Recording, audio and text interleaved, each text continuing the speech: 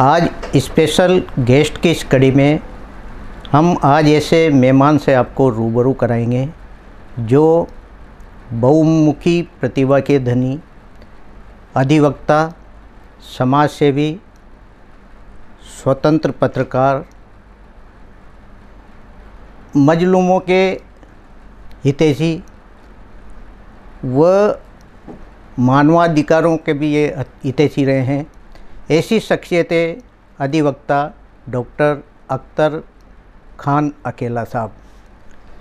अख्तर खान अकेला साहब से हम इनकी जो साहित्यिक अभिरुचि है, इसके अलावा संगीत के भी शौकीन है, नाट्य शैली भी इनके अंदर भरी पड़ी हुई है। इसके अलावा एक स्वतंत्र पत्रकार के रूप में इनके लेख कई पत्रिकाओं में छपे भी हैं और कई में संपादक के रूप में इन्होंने काम भी किया है। आइए बात करते हैं अख्तर खान अकेला साहब से।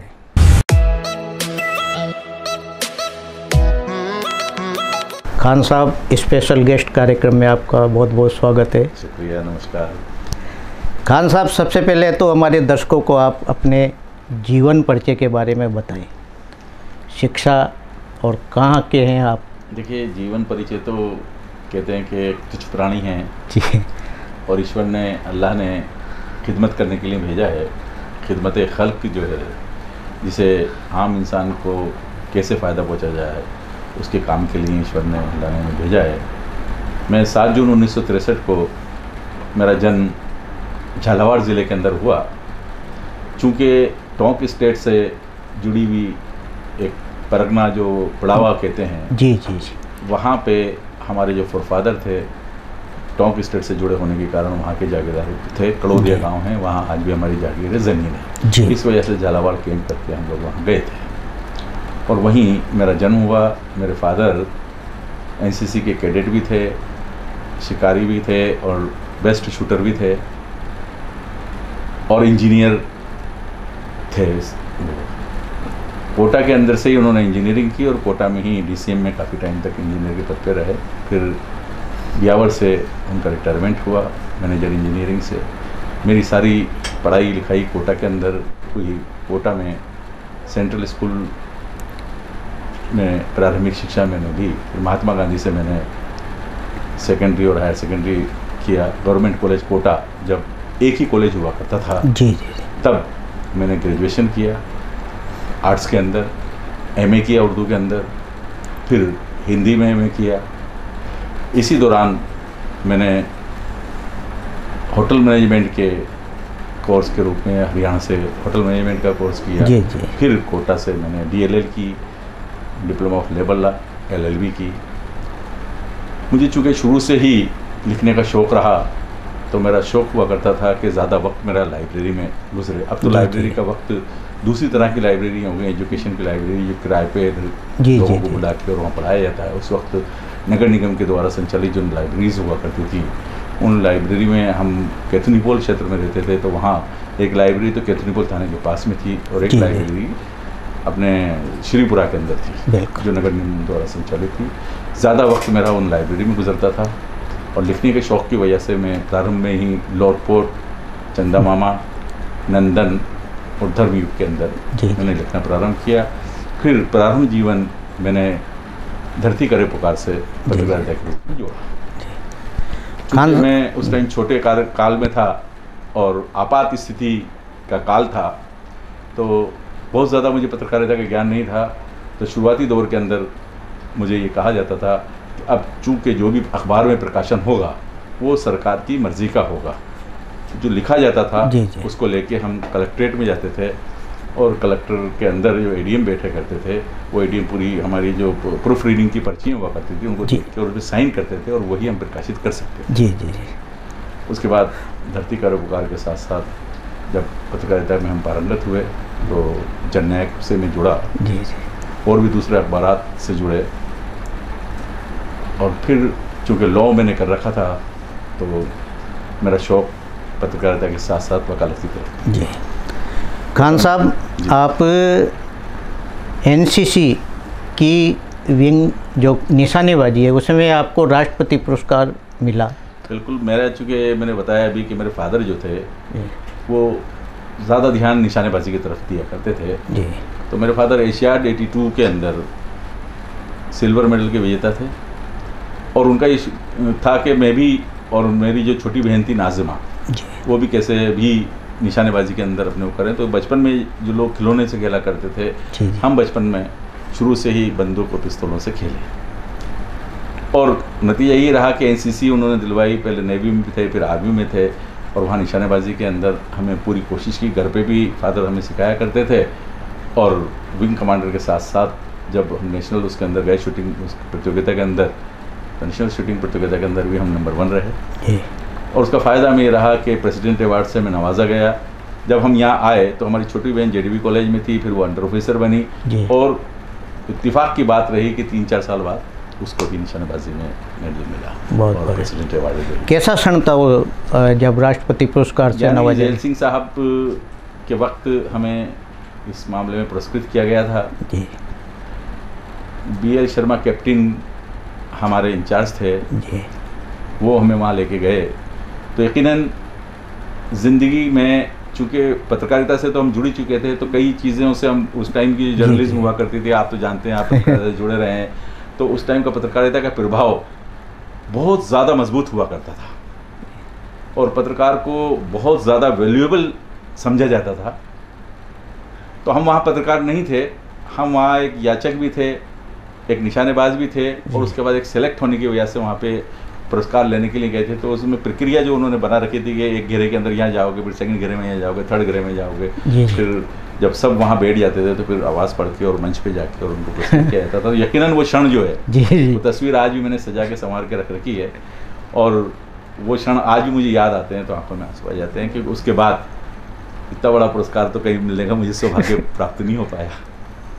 खान साहब, आप मजलूमों के मददगार भी रहे और इसकी लड़ाई आपने काफ़ी लड़ी। मानवाधिकार हितैषी भी आप रहे और 1992 में आपने एक सोसाइटी का गठन भी किया था जिसका शायद मोटो जियो और जीने दो था। तो क्या था वो आपके मन में ऐसा विचार कैसे आया? पत्रकारिता से जुड़ा हुआ था तो पुलिस पे भी मैंने कई आर्टिकल लिखे। जी जी।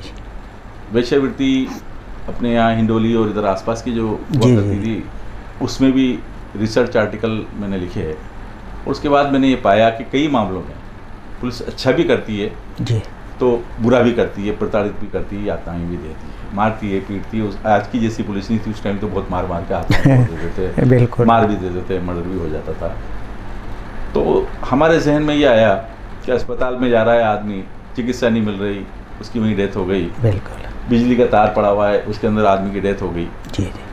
पुलिस के थाने में रिपोर्ट लिखाने गया, थाने में रिपोर्ट फरियादी की जगह मुलजिम की वो जो अपराधी है उसकी रिपोर्ट लिख ली और फरियादी को मुलजिम बना दिया। कई ऐसे तथ्य जब हमारे सामने आए और पत्रकारिता के रहते हुए और जब हमने अपना रजिस्ट्रेशन भी एडवोकेसी में कराया, प्रारंभिक हमारी एडवोकेसी की जब शुरुआत की तो हमने कोर्ट में भी ये देखा तो हमें लगा कि इस मामले में काम करना चाहिए, इसकी ज़रूरत है। तो 1992 के अंदर हमने एक तस्वुर किया और हमारे साथी स्वर्गीय आबिद हुसैन अब्बासी जो थे जी जी उनके साथ मिलके हमने 12-13 लोगों ने एक ह्यूमन रिलीफ सोसाइटी के नाम से एक सोसाइटी बनाई और उस सोसाइटी का पंजीयन कराया। उसका एक ही उद्देश्य रखा, सिर्फ मानव अधिकारों के संरक्षण क्षेत्र में हम काम करेंगे। बिल्कुल। मुझे खुशी इस बात की है कि हमने गृह मंत्री से लेके और प्राइम मिनिस्टर राजीव गांधी थे उस टाइम, सबको हमने लिखा कि इस मामले में काम होना चाहिए। बिल्कुल। तो मुझे खुशी इस बात की है कि 92 के अंदर हमने सोसाइटी बनाई और 93 के अंदर 10 दिसंबर 1993 के अंदर ह्यूमन राइट्स कमीशन का इंडिया के अंदर गठन किया गया। राष्ट्रीय मानवाधिकार आयोग का गठन होने के बाद हमने धन्यवाद दिया और इसी दौरान कोटा के अंदर एक बाबू ईरानी नाम के एक शख्स थे जिनको पुलिस उठा के लेके गई और उनके ऊपर डकैती का केस बनाना चाहती थी। जी जी। उसको मारा, पीटा, अंदर ले गए, थाने के अंदर बंद करा, उल्टा लटका के 3rd डिग्री जितना भी सज़ा दे सकते थे उसका प्रयास किया। 5-6 दिन की नाजायज़ हिरासत के बाद उसको जब छोड़ा गया तो हमारे संपर्क में जब वो आया तो हमने उस शिकायत को राष्ट्रीय मानवाधिकार आयोग में भेजी। शायद वो पहली शिकायत थी हिंदुस्तान की वो सबसे पहली शिकायत दर्ज हुई और पहली शिकायत दर्ज होने के बाद सबसे पहला जो राष्ट्रीय मानव अधिकार आयोग का दल आया वो उस शिकायत की जांच के लिए कोटा में आया। और कोटा में उन्होंने मतलब ऐसी जांच जैसी जांच उस टाइम रंगनाथ मिश्र उस टाइम अध्यक्ष हुआ करते थे, बिल्कुल, तो उन्होंने हमारी पीठ भी थपथपाई और ये भी कहा कि इसके लिए हम स्पेशल दल कोटा के अंदर भेज रहे हैं। जब कोटा में स्पेशल दल आया तो उन्होंने दादाबाड़ी थाना जो पुराना थाना था वहाँ पे जाके और जहाँ लकड़ी वो लगा के उसको लटकाने का उसने बताया था जी, उसके सीमेंट को कुरेदा और उसको FSL में भेजा। उस सीमेंट के कुरेदने से पता लगा कि वो नया सीमेंट लगा हुआ था। तो उन्होंने ये अपनी रिपोर्ट में दी कि इसका मतलब इन्होंने यहाँ पे वो बांधने के लिए, प्रताड़ित करने के लिए व्यवस्थाएं दे रखी थी। और उसके अंदर कोर्ट के अंदर सारे बयान लेने के बाद जब राष्ट्रीय मानवाधिकार आयोग ने फैसला दिया तो वो फैसला भी पहला था जी। उसमें 84,000 रुपये इनके वेतन से काट के अधिकारी जो थे वो उसको प्रताड़ित व्यक्ति जो बाबू ईरानी था उसको देने के निर्देश दिए। और इसके अलावा सरकार को भी एक्स ग्रेसिया के रूप में जो मुआवजा देने की बात कही और इन लोगों के खिलाफ FIR दर्ज करके और कार्रवाई करने का आदेश दिया जी। खान साहब, जब आपने सोसाइटी ह्यूमन रिलीफ सोसाइटी का गठन किया था, आप उस समय महासचिव थे जी। उस समय आपने दशहरा मेले में हेमा मालिनी को भी बुलाया था? नहीं, हमने बुलाया नहीं। हेमा मालिनी को बुलाने के लिए राजस्थान में जो मेला समिति थी जी, तो मेले का सिस्टम ये था कि मेले के अंदर 1992 के अंदर ये उसको 100 साल पूरा करके बनाना चाह रहे थे जी। हमारा ये कहना था कि 1892 में वाइली फेयर शुरू हुआ था उमैद क्लब के यहाँ, और अगर आप इस तरह से अगर इसको 100 साल बना के बात करेंगे तो मेले दशहरे का जो इतिहास है वो आदमी गलत पढ़ने लग जाएगा। तो पहले तो हमने उसको रुकवाने की कोशिश की। फिर जो सर्कस आया करते थे उन सर्कसों के अंदर छोटे छोटे बच्चों को प्रताड़ित करते थे, उनसे काम करवाते थे, बाल कानून बना हुआ था, उसके विपरीत काम होना और जानवरों के साथ पशु क्रूरता करना। तो एक रिट तो हमने इस बात की लगाई कि इनके साथ जो क्रूरता होती है जानवरों के साथ, आग में से कूदाना, ये कूदाना, ये क्रूरतम होता है, इनके लाइसेंसों की जांच की जाए, छोटे बच्चों के बारे में की जाए। फिर हेमा मालिनी को बुलाने की जब बात हुई तो हेमा मालिनी कोटा के अंदर इन्होंने पैसे तो ले लिए जी, लेकिन हालात ये बन रहे थे कोटा के अंदर कि दशहरे का जो ग्राउंड था वो तो था कम और हेमा मालिनी से आने की वजह से भीड़ आने की ज़्यादा थी, तो विद्रोह और सड़क पे उत्पात मचने की ज़्यादा संभावना थी। क्योंकि कोटा के अंदर मेले दशहरे में अगर लाठीचार्ज पहले नहीं होता था तो वो मेला दशहरा ही नहीं कहलाता था, रेगुलर लाठीचार्ज होता था।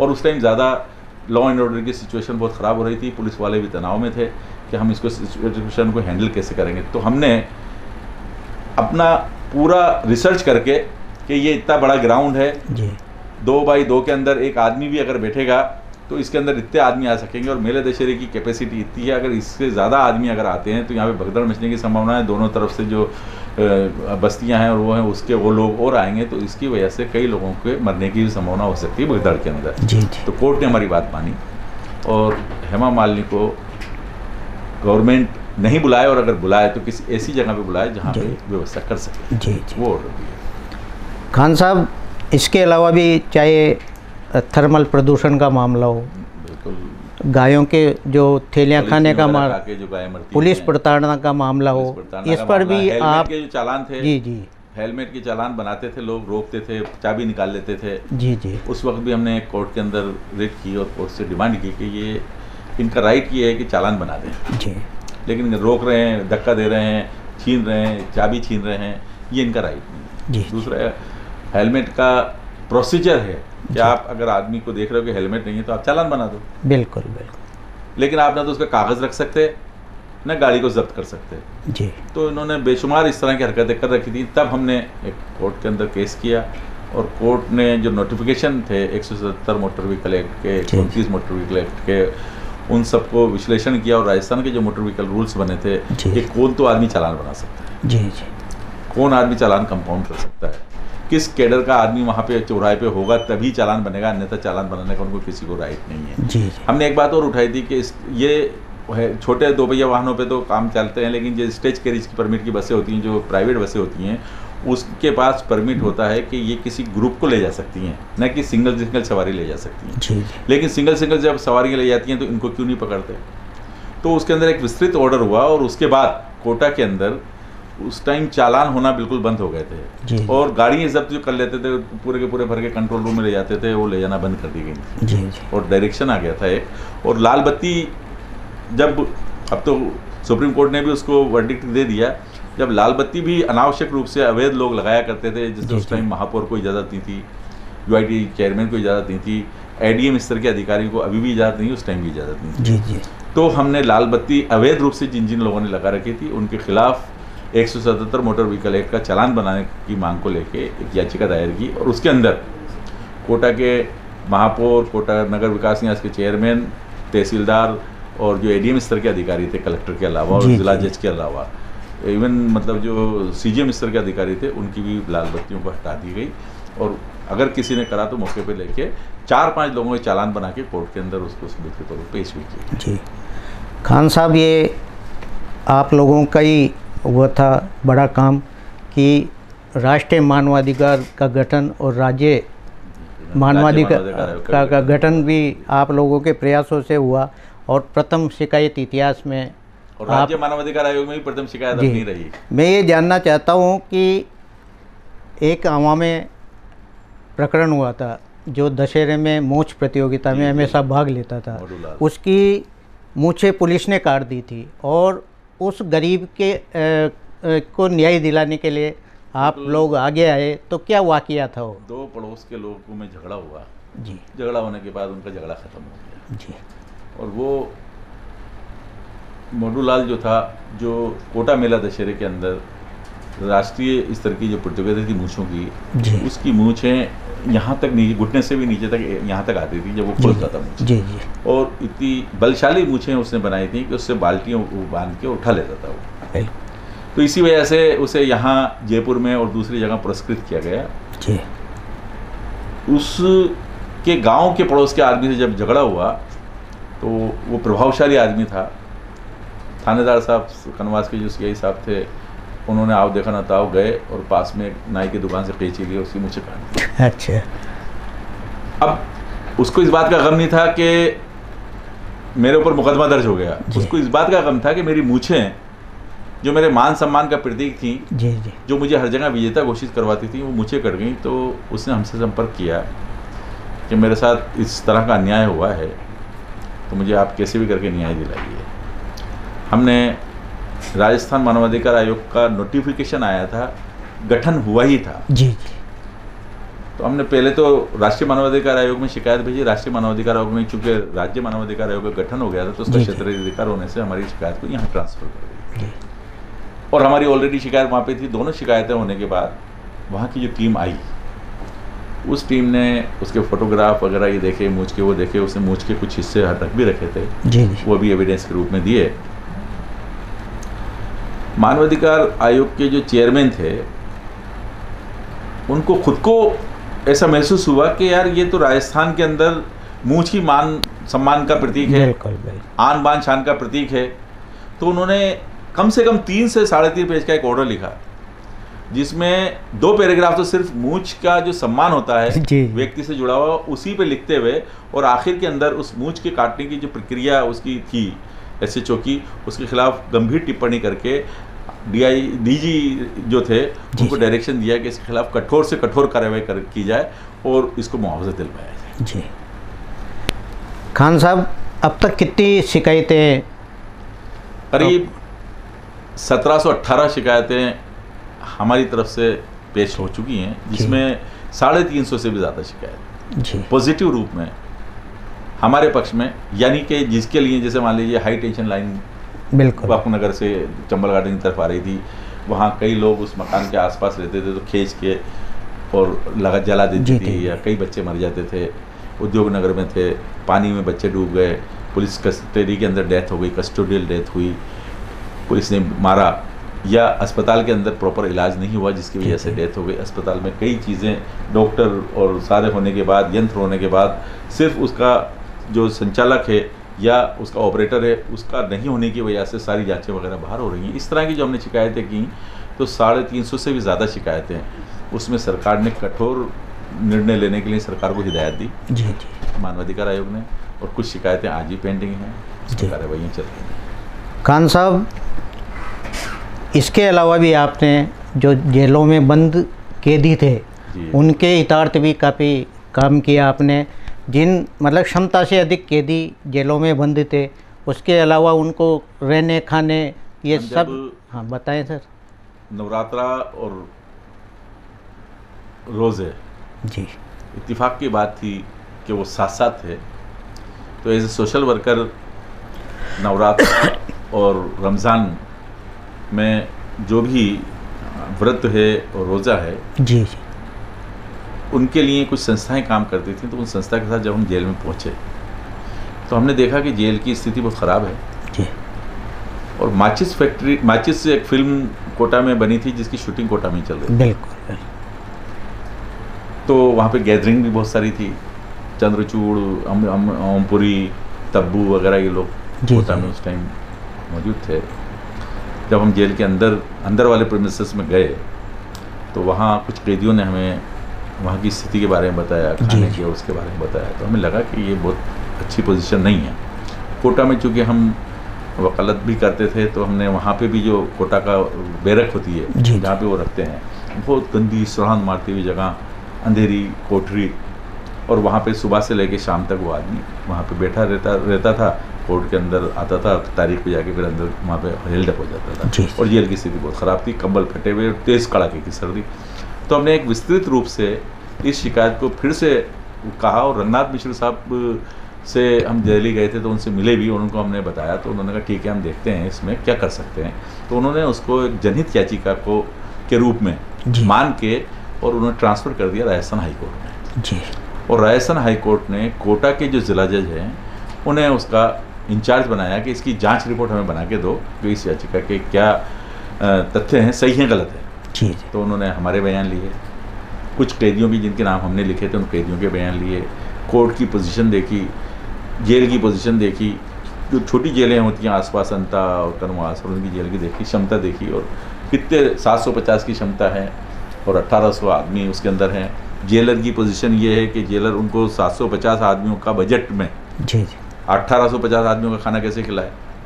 750 के बर्तन हैं, 750 के कंबल हैं, उसके अंदर उन 1850 को कैसे सेट करे। तो अराजकता का माहौल था और कई कस्टोडियल डेथ हो रही थी, चूँकि सर्दी में कोई आदमी मर रहा है, कोई खाने नहीं खाने की वजह से मर रहा है, कोई ज़्यादा होने की सफोकेशन की वजह से मर रहा है, बीमारी की वजह से मर रहा है। तो कोर्ट ने इसको गंभीरता से लिया और एक विस्तृत ऑर्डर जारी किया। सरकार ने कहा साहब हमारे प्लान बजट में नहीं है, नॉन प्लान बजट में है, इसलिए हम इसको अतिरिक्त बजट नहीं दे सकते। तो कोर्ट ने उसको सख्त लहजे में कहा कि प्लान और नॉन प्लान कुछ नहीं होता है। जब आपके पास 1850 की क्षमता है जी तो आपको 1850 का बजट देना होगा, 1850 के कंबल देना होंगे, 1850 के बर्तन देना होंगे, व्यवस्थाएं देना होंगी। और कोर्ट प्रीमिसेस जो है उस कोर्ट प्रीमिसेस में आपकी ये जिम्मेदारी है कि एक बड़ा वो बनाओ आप रूम, और उस रूम के अंदर अंधेरा नहीं रहे, दूसरी व्यवस्था सारी करो, वहाँ पे भी काम करें। और यहाँ से जो भेड़ बकरी की तरह से भर के आप ले जाते हो कि मुलजिमान को, उसके लिए एक ऐसी बस की व्यवस्था करो कि कितनी कैपेसिटी के लोग कितने आ सकते हैं उस तरह से लेके जाओ, क्योंकि इनका भी मानवीय जीवन है जी जी। तो उसके बाद करोड़ों करोड़ रुपए का बजट कोटा की जेल को मिला जी। और कोटा की जेल की क्षमता बढ़ी, कोटा की जेल के अंदर के बैरक बनाए गए, कैदियों को सीधे 2500 नए कंबल उस बजट के अंदर आए, और एक कैदी को एक कंबल मिलता था, उसके बाद 2 कंबल दिए जाने लगे तेज सर्दी के अंदर। जी जी। बहुत अच्छा आपने काम करके दिखाया खान साहब। खान साहब, आप साहित्य लेखन में भी अभिरुचि आपकी है, लेखन, नाट्य सभी से आप जुड़े हुए हैं। ये बहुमुखी प्रतिभा कहाँ से आपके अंदर देखने को आई? मित्र मंडली जब होती है तो चूँकि क्रिमिनोलॉजी में तो मैंने डिप्लोमा किया था एडवोकेसी की वजह से, ताकि मैं क्रिमिनल एडवोकेसी में कहीं अपना पहुँच सकूँ। एमए के अंदर भी ग्रेजुएशन और एमए के टाइम पे भी कॉलेज की जो प्रतियोगिताएं हुआ करती थी जी जी, तो उन प्रतियोगिताओं में हम हिस्से लिया करते थे। और हिस्सा भी ऐसा हुआ कि एक बार जब हम एमए कर रहे थे जी, तो एक टीम हमारी बन गई और उस टीम में हम लोग थे, लेकिन हमारी टीम के 4-5 लोग एकदम लास्ट मोमेंट पे कि 2 बजे तो हमें नाटक करना था और 11 बजे हमारी टीम पूरी की पूरी फिसल के और दूसरी टीम में शामिल हो गई। अब हमारे पास कोई ऐसी व्यवस्था नहीं थी कि हम स्क्रिप्ट नहीं क्या लिखें, कलाकार कैसे लाएं। जी। तो उस वक्त हमारे दिमाग में और कुछ भी नहीं आया। हमने 2-3 जनों ने मिलके करा कि जैसे आबिद भाई हमारे साथी थे, जी। 2 थे, एक योगेश लड़की थी, 3-4 साथी थे। हमने कहा अपन ऐसा करते हैं, अपने पास अब स्क्रिप्ट वगैरह तो कुछ नहीं, पागलों की अदालत के नाम से एक अपन प्ले करते हैं, होगा जो हो जाएगा। हमने हाथों हाथ बैठ के तय किया कि भाई बच्चा, ये आबिद भाई हमारे छोटे कद के थे थोड़े से, तो इनको तो बच्चा बना देंगे, ये बच्चा गुम जाएगा, फिर वो जाएगा, और सब पागलों की तरह से व्यवहार करके इस तरह से प्रयास करेंगे कि लोग हंसे जी जी, और स्क्रिप्ट भी अच्छी हो।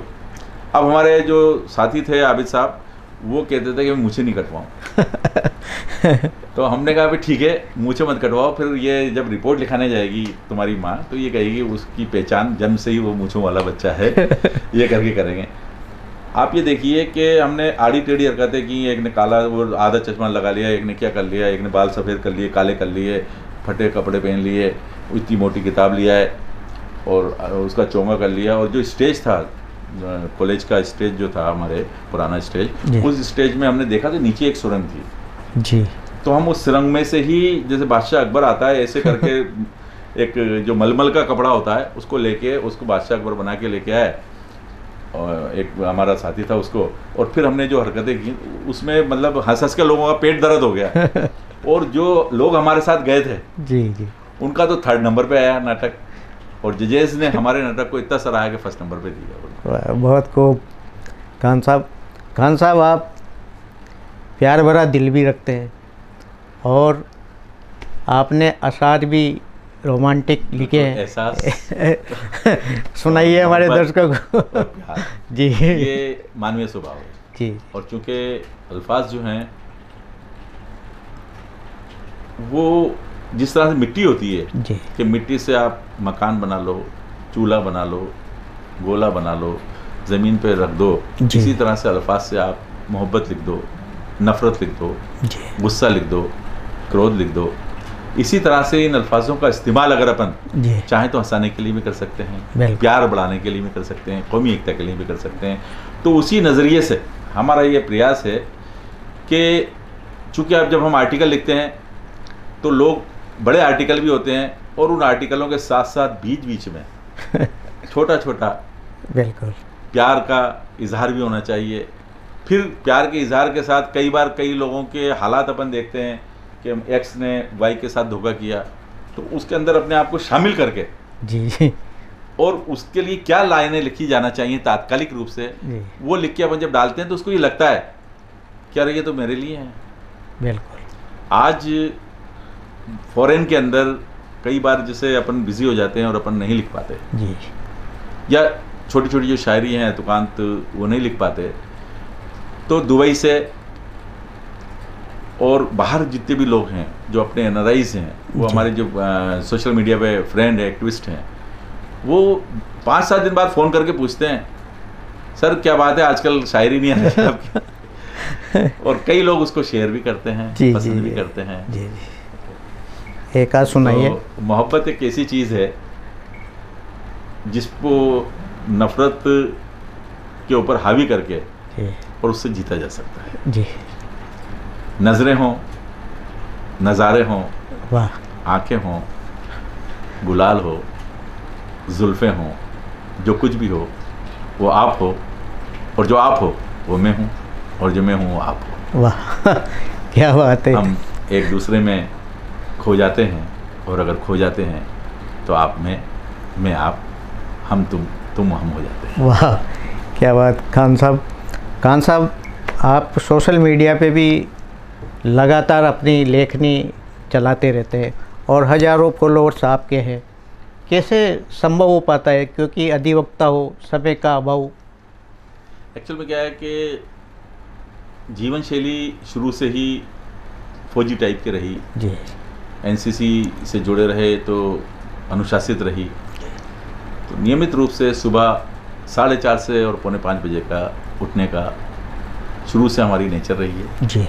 और उसके बाद जो हमारी प्रे होती है जिसे हम फजर की नमाज़ कहते हैं, वो पढ़ के, और कुरान शरीफ जो तर्जुमे से, क्योंकि हमारे यहाँ सिस्टम ये है कि इंडिया में हमारे कुरान को आम मुसलमानों से दूर करा हुआ है जी, दूर इस तरह से करा हुआ है कि कभी भी ये ध्यान नहीं दिया, जैसे आपकी भगवत गीता है उसको तो अपने पिक्चराइज करके बता दिया, लोगों को पता पड़ गया।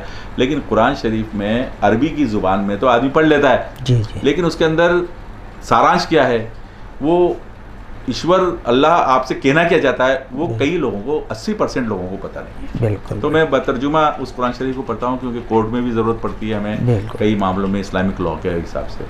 उसके बाद थोड़ा सा टेल टाल के मॉर्निंग वॉक करके और फिर मैं थोड़ा सा उसमें लिखने की कोशिश करता हूँ। जो भी दिमाग में आ जाता है, कोई मौजू होता है, कोई चीज़ होती है, कोई खबर होती है, उस पर टिप्पणी करना होती है, वो करने के बाद भी निकालता हूँ। और ये कई सालों से जब सोशल मीडिया पे ऑर्कुट शुरू हुआ था जी, तब से मैंने उसमें शुरुआत की और फिर एक ब्लॉग व्यवस्था शुरू हुई, हिंदी ब्लॉगिंग की व्यवस्था जब शुरू हुई तो इंडियन ब्लॉगर एसोसिएशन बनी हुई है। उस इंडियन ब्लॉगर एसोसिएशन रेटिंग देता है जी, हर साल रेटिंग देता है। वो 18 साल से चल रहा है वो, और रेटिंग देता है वो। तो अपने इंडिया के अंदर तो 2007 से वो शुरू हुआ था। मुझे खुशी है कि 2011 से जी, रेगुलर सिस्टम के अंदर एक तो सबसे ज़्यादा और सबसे तेज़ लिखने का जो किताब है वो मुझे रेगुलर मिलता है। बहुत बढ़िया। और बेस्ट ब्लॉगर की जो सूची है उसमें नंबर 1 पे ब्लॉग अख्तर खान अकेला के नाम का जो ब्लॉग है वो नंबर 1। वाह, बहुत बढ़िया। खान साहब, आपने लघु कहानियाँ भी बहुत लिखी, बहुत शौक है आपको। क्या उन लघु कहानियों से क्या शिक्षा आप समाज को देना चाहते हैं? देखिए, वैसे तो लिखने वाले बहुत कुछ थे, जैसे शायरी का गालिब मीर वगैरह बहुत सारे लोग आए जी, प्रेमचंद जी और ऐसे कई लोग आए, सादत हसन मंटो, प्रेम जी वगैरह सभी लाए। लेकिन चूँकि साहित्य से जुड़े रहे, हिंदी साहित्य और उर्दू साहित्य में दोनों में एमए किया, तो और फिर पत्रकारिता से जुड़ के, वकालत से जुड़ के अंदर तक का जो दर्द है जी, उस व्यवस्था को जाना। आप भी मौजूद हैं। अपन ने कभी कल्पना भी नहीं की थी कि अपन को अपने जीवन काल के अंदर 1989 के दंगों का, कर्फ्यू के दर्द को हमें सहना पड़ेगा। कर्फ्यू कैसा होता है, मारकाट कैसी होती है, उसको हम देखेंगे, और नफरत का माहौल कैसा बिगड़ता है उसको हम देखेंगे। वो आपने और हमने सहा, उसको हमने जांचा परखा। तो उस पर भी हमें अपनी कहानियों का के रूप में लोगों को संदेश देते हुए लोगों को कैसे सुधारा जाए, या कैसे उनको एक ऐसा संदेश दिया जाए कि ये सब बातें गलत हैं। सच तो ये है कि हमें सबको मिलकर रहना है। बिल्कुल। कोरोना काल था, कोरोना काल का दर्द 2-2.5 साल तक जिस तरह से लोगों ने सहा है, भूख गरीबी में, वो दर्द हमने देखा है। हर बार अस्पताल में हम जाते हैं, थानों में हम जाते हैं, दूसरी जगह जाते हैं, चूँकि एडवोकेट बनने के बाद भी जो पारिवारिक रिश्ते, उनका भाई से भाई का झगड़ा है, बहन से माँ का झगड़ा है, माँ से बहन का झगड़ा है, हस्बैंड वाइफ का झगड़ा है, एक छोटा सा बच्चा है उसको छोड़ के माँ अलग चली गई है, बाप ने उससे छीन लिया है। तो ये सारी चीज़ें हैं, अपने आप में एक कहानी पैदा करती है। बिल्कुल सच है। और मन ये करता है कि इनको इंसाफ कैसे मिले जी, या समाज में ऐसा सुधार कैसे पैदा हो।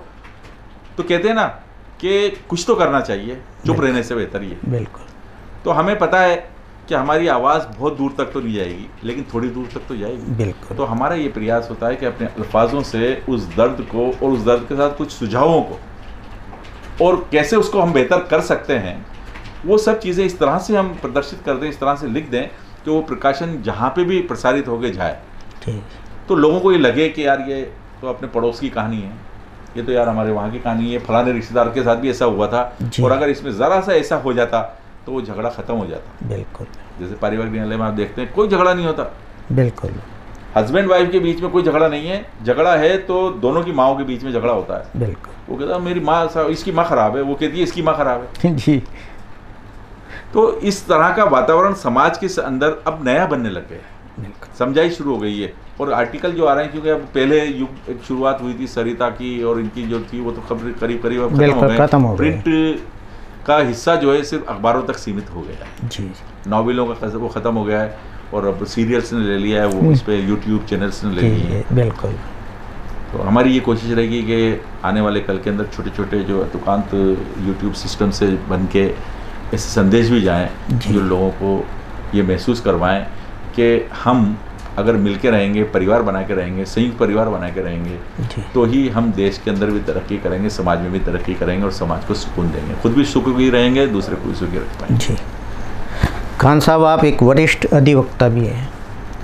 कोटा की जो अदालत है ये बहुत सीमित है, यकीनन, और शायद केस बढ़े हुए हैं जी। और वकीलों के लिए जगह भी नहीं है, तो क्या आप प्रशासन से या जिस तरह सरकार से मांग करना कोटा चाहिए? की अदालत बनी हुई है, स्टेट टाइम की अदालत है, और उस टाइम यहाँ पे लाल कोठी के नाम से ये जगह है जी यहाँ, जहाँ घोड़े बांधा करते थे वहाँ भी कोर्ट है, जहाँ धोबी प्रेस करा करता था वहाँ पीपी ऑफिस है, जी जहाँ लाट साहब रहा करते थे वहाँ कोर्ट है, सर्किट हाउस के अंदर तो वो लगा करती थी हाई कोर्ट, और अच्छा। कोर्ट यहाँ लगा करती थी। जी आज स्थिति ये हो गई है कि जब झाला हाउस से कोर्ट वहाँ गई, पहले झाला हाउस में लगा करती थी अच्छा अच्छा कोर्ट। अच्छा तो चूंकि लोग बढ़ गए तो झाला हाउस से कोर्ट वहाँ चले गई।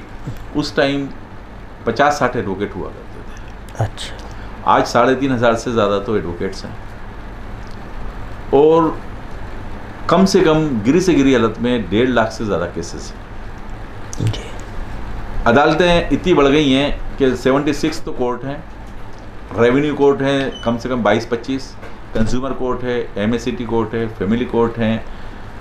तो प्रीमिसेस इतना छोटा है कि एक एमएससीटी कोर्ट तो 1 किलोमीटर दूर है, जी एनआई कोर्ट की जो नेगोशियल इंस्ट्रूमेंट कोर्ट है वो दूर है, कॉमर्शियल कोर्ट दूर है, किरायाधिकरण दूर है, फैमिली कोर्ट दूर है। जी वकील और पक्षकार जो है उसमें प्रताड़ित होते हैं। 2001 से हमारी अभिभाषक परिषद कोटा ने कोटा में मिनी सचिवालय और कोटा में हाई कोर्ट की सर्किट बेंच की मांग को लेकर प्रदर्शन करना शुरू कर रखा है। इतिहास है कोटा का कि इस मांग को लेके कोटा के अंदर 3 महीने तक कोर्ट के प्रीमिसेस के ताले लगे रहे और एक बच्चा भी अंदर नहीं जा पाया। ये इतिहास है अपने आप। जी आज तक हिंदुस्तान ही नहीं, वर्ल्ड की किसी भी जगह पे कोर्ट इतने टाइम तक बंद रही हो कि कोर्ट के प्रीमिसेस में जज और कर्मचारी के अलावा एक पक्षकार नहीं गया। लेकिन उसके बावजूद भी प्रयास हुए। धारीवाल साहब उस टाइम थे, उन्होंने प्रयास किया, अशोक गहलोत साहब से कहा, कोशिश की, तो कंज्यूमर की सर्किट बेंच आ गई, जी दूसरी बेंचेस आ गई, लेकिन मिनी सचिवालय नहीं बना पाए हम, क्योंकि कोटा एक ऐसी जगह है जो कहने को तो बहुत अच्छी है, जिस मोड़ नाचता है और फिर बाद में अपने पैर देखता है जी तो जी रोकने जी लगता है। बिल्कुल वो सही। पोजीशन कोटा के साथ है कि झालावाड़ में मिनी सचिवालय है, 12 में मिनी सचिवालय, 12 में मिनी सचिवालय है, लेकिन कोटा के अंदर मिनी सचिवालय नहीं है, एक ही छत के नीचे कोई ऑफिस नहीं है। तो धारीवाल साहब ने प्रयास किया था कि भाई कोटा एयरपोर्ट जब उधर चला जाएगा तो ये एयरपोर्ट की ज़मीन है, यहाँ पे मिनी सचिवालय हम बनाएंगे। उन्होंने मास्टर प्लान में, यानी शहर के मध्य सारी चीज़ें, मतलब कलेक्ट्रेट, SPO, क्योंकि 2 लाख से ज़्यादा अब आबादी हमारी बड़ी हो गई। जी जी जी तो आबादी बड़ी हो गई तो कमिश्नरेट हो जाती है। 20 लाख से ज़्यादा आबादी होते ही कमिश्नर प्रणाली लागू करना पड़ता है हमें। तो कमिश्नर प्रणाली भी लागू होगी। कमिश्नर प्रणाली होते के साथ ही उसका कानून अलग है। तो सभी चीज़ें, कलेक्टर भी एक ही छत के नीचे, SP भी एक ही छत के नीचे, जज भी एक ही छत के नीचे, सारी चीज़ एक छत के नीचे हो तो पक्षकारों को आने जाने में कोई परेशानी नहीं हो, और एक जगह सर्किट हो, हाई कोर्ट की सर्किट बेंच हो जाए, रेवेन्यू बोर्ड की बेंच हो जाए। तो उस सपने को तो लगभग अभी फ़िलहाल वर्तमान में जिस तरह से अनुबंध हुआ कि ये एयरपोर्ट बेचेंगे तब जाके उस एयरपोर्ट का खर्चा निकलेगा, तो वो सपना तो दूर हो गया है। लेकिन कोटा को, कोर्ट प्रीमिसेस को बढ़ाने की, वृहद स्तर पर बनाने की, कहीं भी जहाँ पे भी आप बनाओ, सरकार की जो भी योजना हो, ये प्राथमिकता के आधार पर लेना चाहिए और कोटा की आम जनता को इसमें सोचना चाहिए। क्योंकि कोर्ट एक ऐसा जरिया है, कलेक्ट्रेट एक ऐसा जरिया है, पुलिस SP का ऑफिस ऐसा जरिया है, IG का ऑफिस ऐसा जरिया है कि वहाँ हर आदमी जाता है। एक ही छत के नीचे अगर कोई आदमी जाएगा तो सारे काम उसके एक ही छत के नीचे हो जाएंगे। पेट्रोल भी बचेगा, वो बचेगा, आने जाने का, ट्रैफिक का, आवागमन का जो व्यवस्था होती है कि एक आदमी पहले कलेक्ट्रेट गया, फिर साहब वो कमिश्नर साहब के जाना है, फिर IG साहब के जाना है, फिर साहब शहर SP के जाना है, फिर ग्रामीण SP के जाना है, फिर अदालत में जाना है। तो एक आदमी के 6 चक्कर होगा, वो एक ही चक्कर गया, गाड़ी एक जगह खड़ी करी, चढ़ के इस वाले बिल्डिंग में चला गया, अदालत में इस वाली बिल्डिंग में चला गया, कलेक्ट्रेट में इस वाली बिल्डिंग में चला गया। वो मिनी सचिवालय का जो कंसेप्ट है, उस कंसेप्ट को जल्दी से जल्दी कोटा में लागू करना ज़रूरी हो गया। ये थे हमारे साथ इस हफ्ते के स्पेशल गेस्ट अधिवक्ता अख्तर खान अकेला साहब। अख्तर खान अकेला साहब ने गरीबों की लड़ाई के लिए बहुत कुछ किया और मानवाधिकार तक इनकी हज़ारों शिकायतें पहुंच चुकी है और कई शिकायतें जायज़ रही और उन पर काम हुआ और आम जो गरीब आदमी हैं उनको या पीड़ित आदमियों को न्याय मिला। इसके साथ ये लेखन, साहित्य अभिरुचि इनका विषय रहा है। आज ये हमारे स्टूडियो में पधारे। अगले हफ्ते हम एक नई शख्सियत से आपको रूबरू कराएंगे। नमस्कार। नमस्कार।